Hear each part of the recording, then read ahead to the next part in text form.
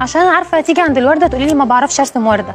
بصي يا ست الكل، احنا قلنا هنعمل دايره هتكتبي فيها مثلا صبور. صابون؟ صابون ايه؟ اهم 7 دواير، ماشي؟